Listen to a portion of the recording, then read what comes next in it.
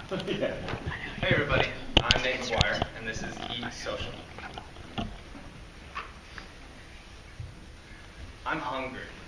How often do you think this, hear this, see this every day? I know I hear it more often than not because I'm the primary cook for my lovely girlfriend and I, and we start out a lot of nights, 6, 7 o'clock. I'm hungry. Okay. Well, what do you want?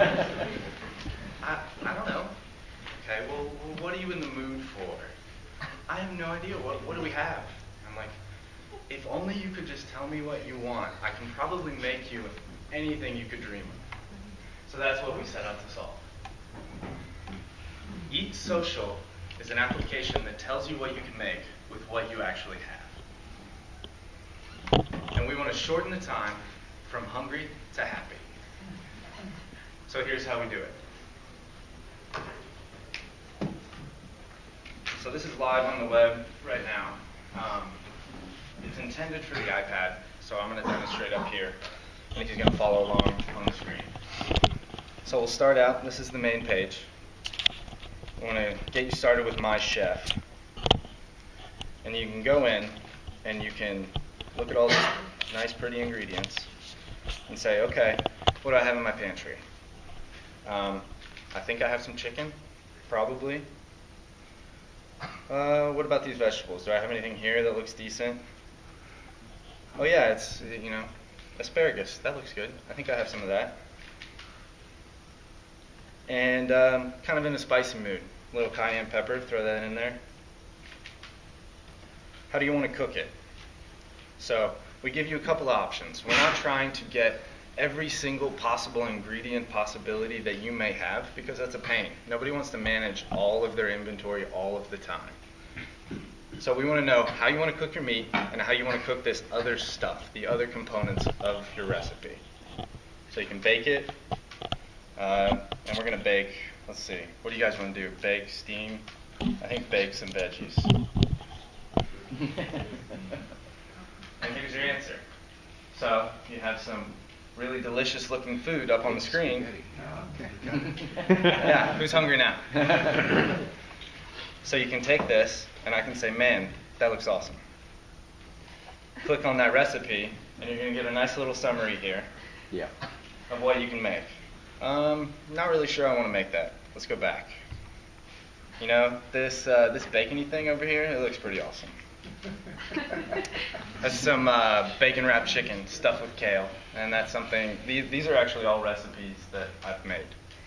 So I know it's possible, and I know it's possible from really simple ingredients, because we don't really shop that often. So once I'm here, okay, I actually want to make this recipe. I want to be able to take my inputs and turn it into food. So I click go to recipe. Oh look, there's your delicious recipe goodness. And this is where we'll tell you exactly what to do and how to make it. So that's the quick demonstration.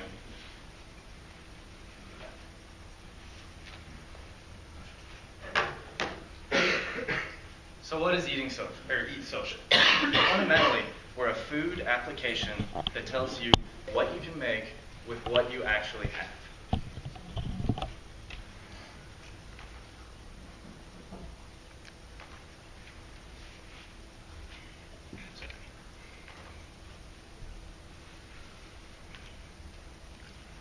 So we're taking the same ingredients that are sitting in your pantry, and we're putting a new twist on them. We're not asking you to go to the grocery store, buy a bunch of different ingredients that you don't understand, stuff you've never heard of. We're taking the things that you make, and we're giving them a unique perspective. We're giving a new twist on the same potatoes and chicken that you have on hand all the time. And we're giving you real options. How frustrating is it to find a really delicious looking recipe that you only have 2 of the ingredients for? So now you're even more hungry and even more frustrated because you have a recipe that you have no hope of actually being able to complete. And then you try to do it anyway, and it's awful. So we promise that our food app will always give you something that you can make right now.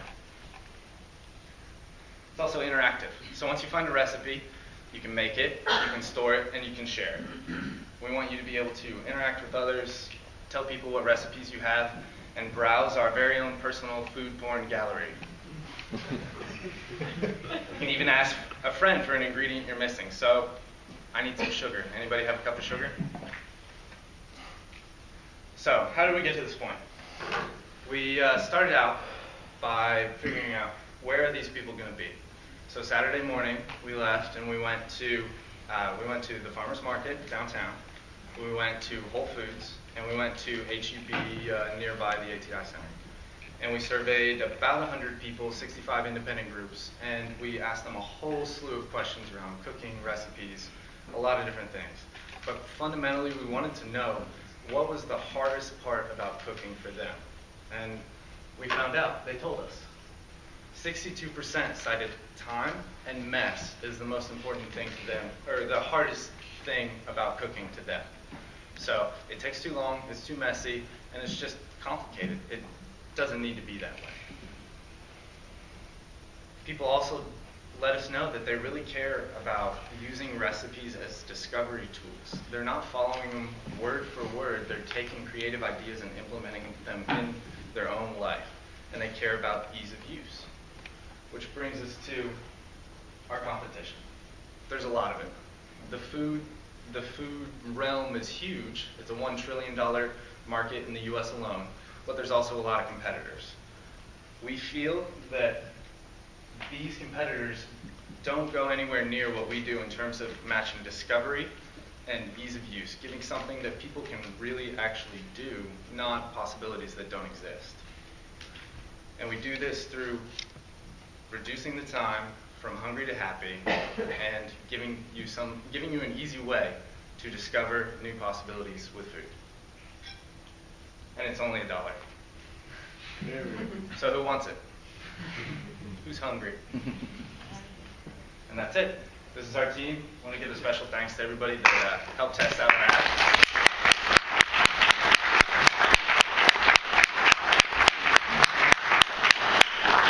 So let's start Q&A for EatSocial. You guys want to play with it? Sure. Go ahead. So I like to cook, and I have this problem all the time, and I've run through this scenario, so I appreciate what you're talking about. I think there's a really major issue with having enough content in terms of recipe content that's validated and that it works, and that's expensive stuff to create. Do you have any sense of how your business model is going to create, a database of 5,000 recipes that aren't copyrighted content from somebody else? I think from our perspective, food, there's an important aspect of food that makes it social. You eat with people. You should eat with people if you don't eat with people. And you should share what you're eating with other people. So maybe you're a mom with a family of 5 that makes awesome meals all the time and nobody appreciates you. But you upload your picture of this delicious recipe you cook, you share it, and 5,000 people will say, oh my God, that's the most delicious thing I've ever made. So there's this user-generated content aspect that I think is important to populate the database. And for $1, it may be okay not to actually. And I think how can I trust your mom? I mean, how do I know what? Maybe your mom's an awful cook. I also think it's important to achieve the aesthetic that we're going after, that the content really does have to be curated. Because you can't have. You see some pictures of food and it totally turns you off, and you see some pictures, hopefully like the ones that we showed you, that made you hungry and want to try. Yeah. So maybe one way to start is start focusing on a food vertical, like make it for vegetarians, or for something that like severely restricts your diet, your diet and your food choices. Yeah, that way you're not something. competing. Like I'm paying over $100 a year for something functionally equivalent to this, and I don't bat an eyelash at it because I know that they've made each of these dishes 30 or 40 or 50 times, and they've optimized all aspects of it. Cook's Kitchen up in Boston. $1, I don't know what I'd be getting. Just an interesting problem. Would you try it? It's possible. So he's telling you to charge more money. Okay. Pinterest is interesting if you look at them, because they're starting with the food porn first, right? They're showing you these beautiful pictures of what the finished meal looks like, and the users are curating that, right? They're uploading their own pictures of the food, and then you click on it, then you get the recipe. That might be an interesting way to kick it off, We definitely like that idea, and we've toyed around with that idea in its various forms. But we think that there's a lot of people out there putting pretty pictures of food up there, and that solving the problem of how fast can I go from holy crap, I'm super hungry, to I'm eating. That's the true problem there. And not just I'm eating, but I'm eating something good that's new and not hard to do. I can look at pretty pictures of food all day, and we want that because that's important and engaging. But I think we validated that that's not the pain point. So I actually started something like this, or at least investigating it, and where I ran into trouble was the recipes were too big. You know, people like yourself know how to cook, and they've got some things, but a lot of people like me, who my wife's not around, you know, I just want to throw something together, and the recipe was too long to make it look gorgeous, or, you know, and we didn't have some of those things. So, you know, I like these drink apps where you say, I got vodka, I got this, boom, I can make a blah, and it's like great, and it comes out, and I look fantastic.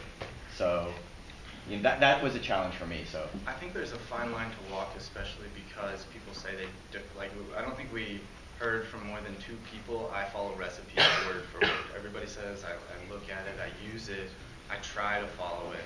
So walking the line between not enough content to know what to do and too much that it's ugly and hard to use. So I like your tagline a lot. I would tweak it to say, tells you what you can cook with what you have in your pantry. And just, people are dumb, and you have to, even though it says Eat Social, like, just make it so it's, I totally understand when I hear it exactly what it is, and I think I would do that. Your competition slide, you just comparing some of the other ones we saw, was good, that it was a 2x2 grid. That's the right way to do, that is the only right way to do a competition slide. I'll make a bold statement. I profoundly disagree. And it's a terrible, except world's ugliest cliche. Except when I see one of those, I think it should be Josh. All right, thank you. Exactly. Except that yours didn't make any sense because they were all clumped together. So if you actually put it together versus like a big matrix that shows a bunch of other things that no one's going to digest that, I think that makes it way more easier to understand.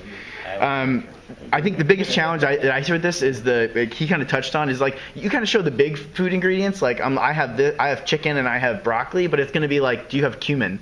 You know, or like something like that that I don't even know if I have, never mind, is going to show up on there. It's what you know you have. We're giving you something that you can build in a simple way, and I think that's, honestly, this is 99 cents for my cooking brain. So the way that I look at things is, what is the main thing that I'm cooking with, and then what's all the other stuff that I'm putting together. We're not asking to break down everything, and the reason that spices is broken out is because that's a unique flavor profile that, oh, I have something spicy, then I can add to it. Whereas I don't want you thinking about, holy crap, I have to inventory everything in my kitchen. I'm so hungry, I don't even know what's going on. Yeah. So then my last piece of feedback is you had this double pitch. One is help you make the use of what you've got, and the other one is we're going to help you get there fast. And I don't really get the fast part. Right. This is not helping me get there faster. This is just helping me use the stuff I've got. So and it's confusing to say both. Fast. So just say one, because that one's really clear. It's, we're going to help you make something with what you've got. There's an inherent fast in there, but that's not why I'm doing it, and you're not helping me do anything faster. So that's time, but let's have a round of applause.